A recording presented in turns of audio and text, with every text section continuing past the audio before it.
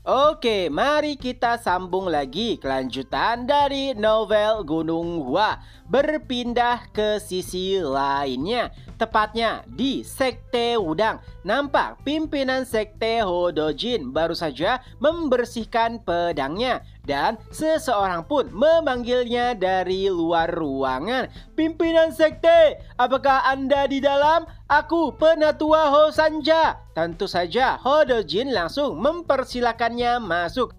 Tentu saja dari ekspresinya Hodojin bisa membaca bahwa ada hal penting yang ingin ia sampaikan. Dan Hosanja pun mulai menjelaskan. Ia baru saja mendengarkan kabar bahwa Gunung Hua telah mendaki Gunung Heong dan bahkan mengalahkan seluruh bandit yang ada di sana, termasuk bandit bintang besar. Dan yang lebih mengejutkan adalah tidak ada satupun korban jiwa dari pihak Gunung Hua. Dan yang paling berkontribusi dalam pertempuran tersebut adalah murid-murid kelas 2 mereka. Sebenarnya Hodojin tidak terlalu peduli dengan apa yang terjadi di luar sektenya, tapi setiap kali nama Gunung Hua disebutkan itu membuat kepalanya pusing. Dan dari apa yang disampaikan oleh Penatua Hosanja terkait dengan murid-murid kelas 2 Gunung Hua, nampaknya bisa disimpulkan mereka telah melampaui murid-murid kelas 2 dari Sekte Wudang. Tapi pertanyaannya, bagaimana bisa sekte yang hampir hancur berkembang begitu pesat hanya dalam waktu singkat? Apalagi mereka sama sekali tidak mengalami kerusakan yang signifikan bahkan setelah mengalahkan bandit bintang besar. Tapi ada hal lainnya yang lebih menjengkelkan. Dari informasi yang disampaikan oleh Hosanja, sebagian besar orang mengkritik Wudang. Itu semua karena Wudang jaraknya lebih dekat dengan Gunung Heong, tapi tidak pernah melakukan apapun kepada bandit yang sering membuat onar. Tapi Gunung Hua datang jauh-jauh dari Shanxi dan langsung menghabisi mereka. Seakan-akan Wudang tidak berkutik atau takut menghadapi para bandit di Gunung Heong. Tentu saja asumsi masyarakat tersebut benar-benar membuat Hodojin jengkel. Ia bahkan sampai meninggikan suaranya. Ya, sebenarnya mudah bagi Wudang untuk menaklukkan para bandit di Gunung Heong. Tapi permasalahannya, bandit bintang besar adalah salah satu dari 72 benteng Nokrim, yang artinya melawan mereka sama dengan melawan Nokrim secara keseluruhan. Adapun Gunung Hua, kenapa Nokrim tidak melawan balik? Itu semua karena Raja Nokrim sendirilah yang meminta bantuan kepada Gunung Hua.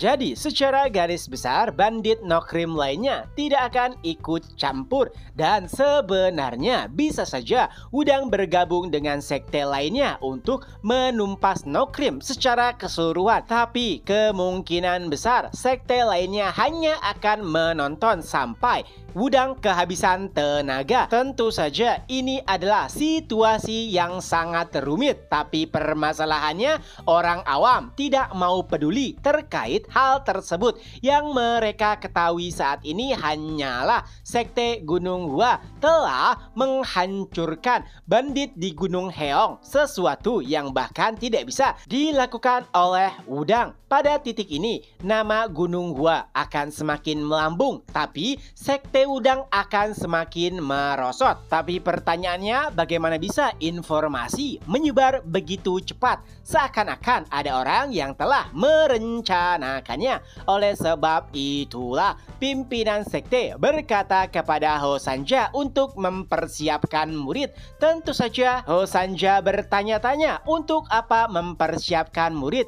Lalu Hodojin pun menjelaskan bahwa lebih baik terlambat daripada tidak sama sekali. Ya, Hodojin berencana untuk membersihkan sisa-sisa bandit lainnya yang berada di Gunung Heong. Tentu saja tujuannya adalah agar masyarakat tidak terlalu mengkritik Wudang. Tapi permasalahannya, Ho Sanja mengatakan bahwa Gunung Hua telah bergerak kembali untuk membersihkan sisa-sisa bandit di Gunung Heong. Ya, itu benar-benar membuat Ho Dojin murka. Ia bahkan sampai menghancurkan meja di depannya. Ya, aksi Gunung Hua saat ini telah mengancam posisi 9 sekte besar. Sebagian dari pimpinan sekte telah mengetahui terkait rumor akan terbentuknya aliansi kawan surgawi yang dikepalai oleh Gunung Hua. Nampaknya saat ini Gunung Hua telah mencari momentum dan ketenaran agar posisi aliansi kawan surgawi kuat. Dan dengan tindakan Gunung Hua baru-baru ini yang membersihkan para bandit yang meresahkan, itu akan membuat nama Gunung Hua semakin melambung. Dengan begitu, posisi aliansi kawan surgawi akan langsung mencolok saat kemunculannya. Pada akhirnya, Ho Dojin mau tidak mau harus menghentikan tindakan Gunung Hua. Tapi sayangnya sulit untuk menghentikan Gunung Hua saat ini jika hanya dengan Wudang saja. Oleh sebab itulah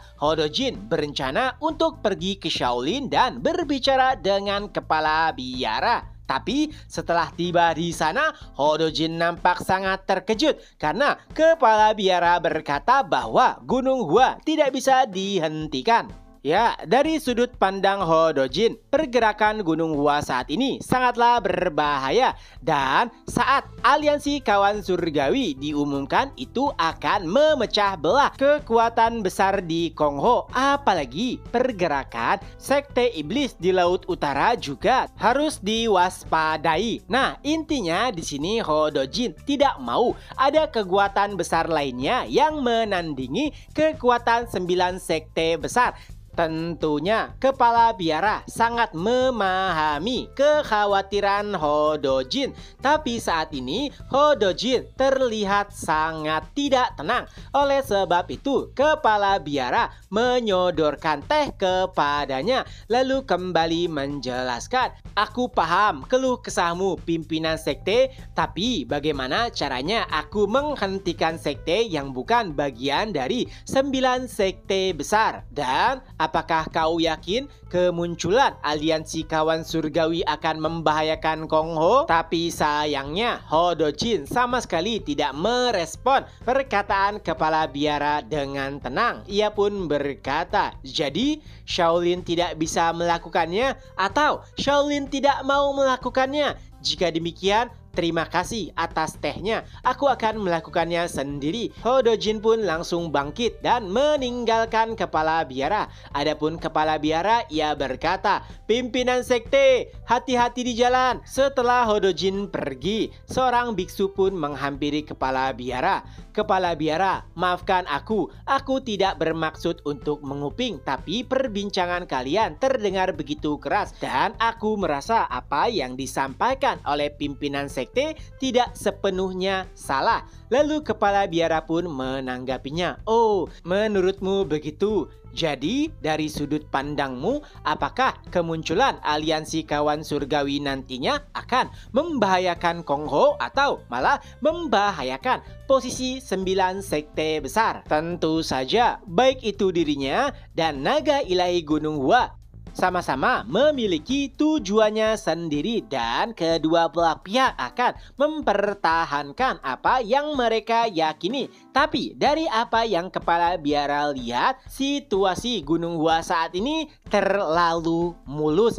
Ya, semuanya berjalan begitu mudah, seakan-akan ada seseorang yang telah mempersiapkan panggung untuk Gunung Hua. Berpindah ke sisi lainnya, nampak murid-murid Gunung Hua tengah mengejar para bandit yang berusaha untuk melarikan diri. Dan saat mereka tertangkap, murid-murid akan menghajarnya. Lalu jika mereka banyak bicara, murid-murid juga akan menghajarnya. Nampaknya setiap murid melampiaskan seluruh amarahnya kepada para bandit yang mereka tangkap. Begitu juga dengan Kwak Hue. Sulit baginya untuk mengendalikan diri. Apalagi para bandit yang akan ia tangkap terus saja berlarian. Walaupun hasilnya mereka tertangkap juga. Ia bahkan sampai berkata, "Kenapa kau harus melarikan diri jika akhirnya kau akan tertangkap juga?" Tentu saja jawaban setiap bandit sama, yaitu karena mereka tidak ingin dihajar.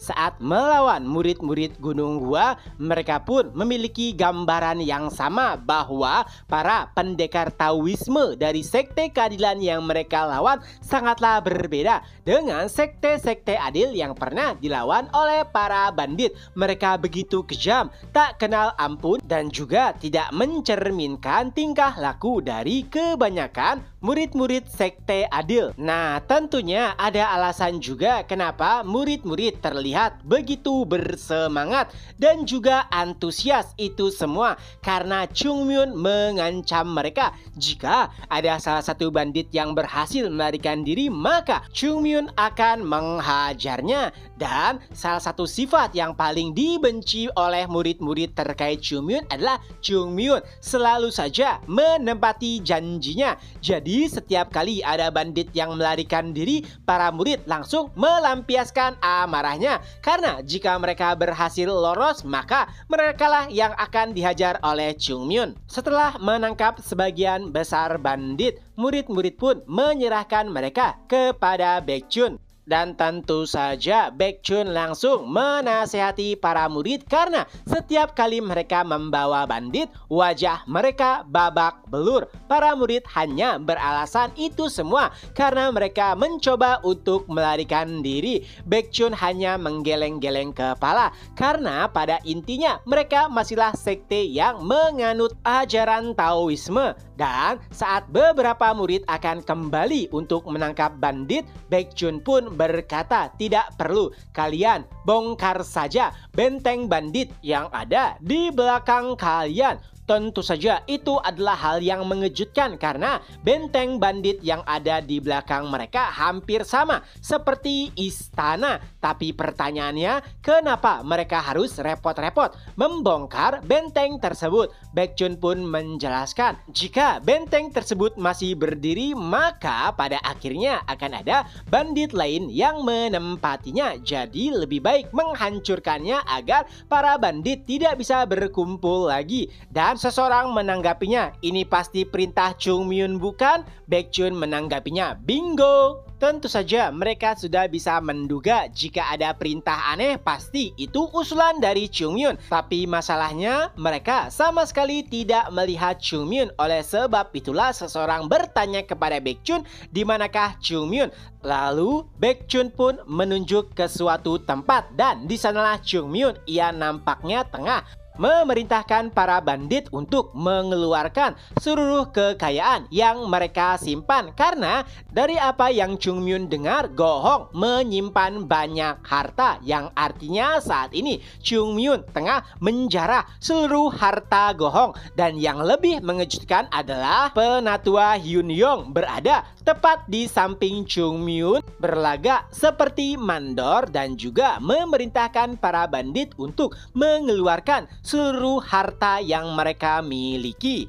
Chapter pun berakhir. Nah, itulah kelanjutan dari novel Gunung Gua. Semoga terhibur. Ketemu lagi di next video. Bye-bye.